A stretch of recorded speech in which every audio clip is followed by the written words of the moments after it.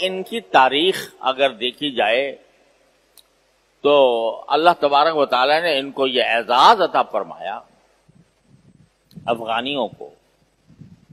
اور میں اگر پیچھے جاؤں تو ہندوستان کے اندر جو مسلمانوں کی حکومت تقریباً 600 سال قائم رہی ہندوستان میں بر صغیر میں، وہ بھی اگر دیکھا جائے تو افغانیوں کی بدولت، کیونکہ ہندو کی ذہنیت یہ ہے کہ وہ کبھی مسلمان کو برداشت نہیں کرتا.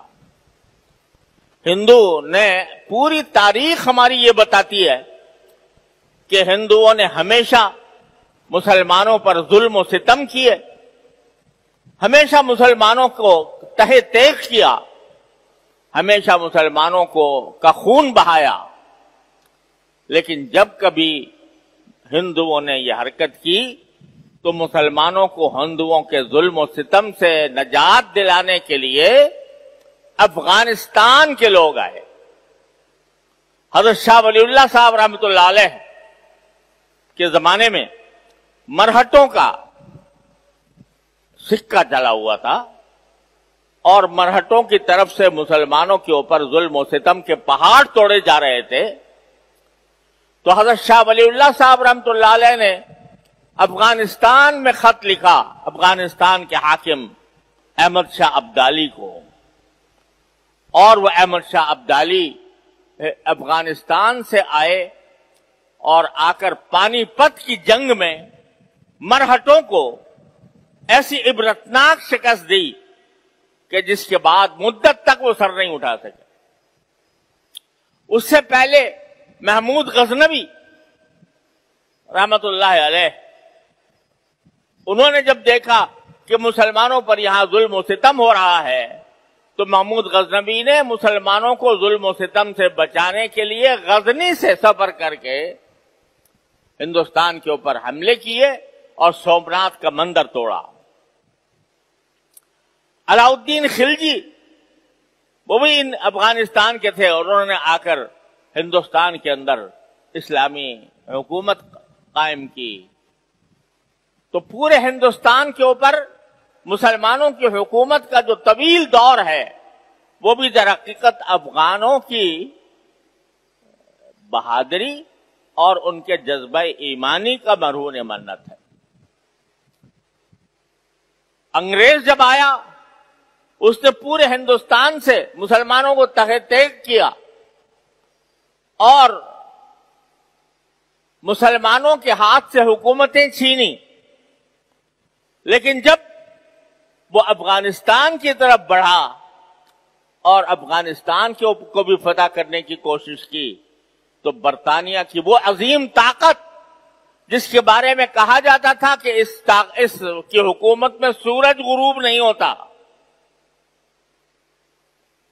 اس کے سامنے ڈٹنے والے اور ان کا مقابلہ کرنے والے یہی افغان تھے. اور برطانیہ اپنی ساری چالوں کے باوجود، اپنے سارے لاؤ لشکر کے باوجود، اپنے سارے وسائل کے باوجود آ کر اگر ڈھیر ہوا تو افغانستان میں ہوا. اور اس کے نتیجے میں یہ ان کے سمجھ میں آ گیا، اس وقت برطانیہ کی سمجھ میں آ گیا تھا کہ جب تک ملا موجود ہے افغانستان کے اندر ہم کبھی بھی اس افغانستان پر فتح یاب نہیں ہو سکتے. تو اقبال نے اسی کا ذکر کیا تھا یہ کہتے ہوئے کہ افغانیوں کی غیرت دین کا ہے یہ علاج، ملا کو ان کے کوہ دمن سے نکال دو. وہ فاقہ کش جو موت سے ڈرتا نہیں ذرا، روح محمد اس کے بدن سے نکال دو. یہ پیغام، یہ پلان تھا برطانیہ کا، لیکن اللہ نے ان کے ہاتھوں فیل کرایا. اس کے بعد اس وقت دو طاقتیں دنیا کے اوپر حکمرانی کر رہی تھی، دو سپر طاقتیں، ایک روس اور ایک امریکہ.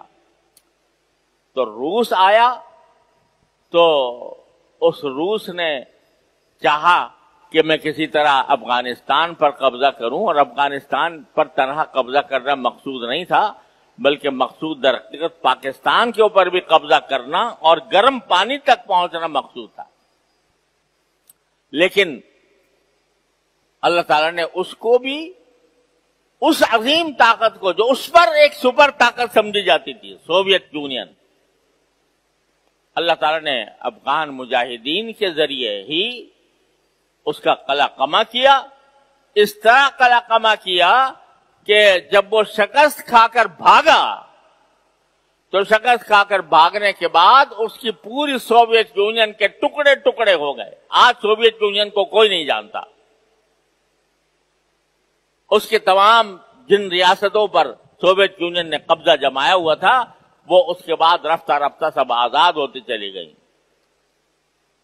ٹوٹ گیا، وہ سپر طاقت ٹوٹ گئی، اس کی طاقت زمین میں دفن ہو گئی.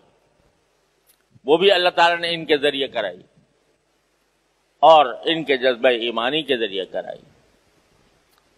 اب دوسری سپر طاقت واحد رہ گئی تھی، وہ امریکہ، جو کہتی تھی کہ اب جو ہے ساری دنیا کے اوپر میری حکومت ہے، ساری دنیا پر میں واحد طاقت میں ہوں.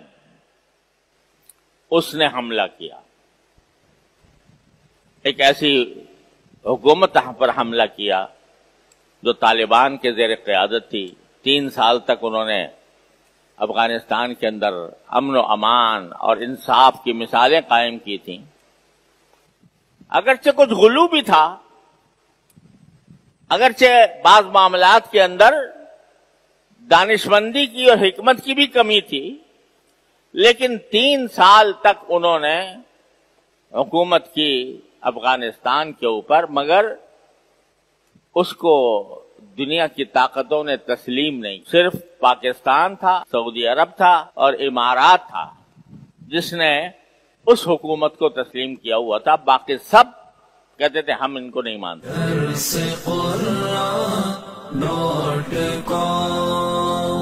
www.darsequran.com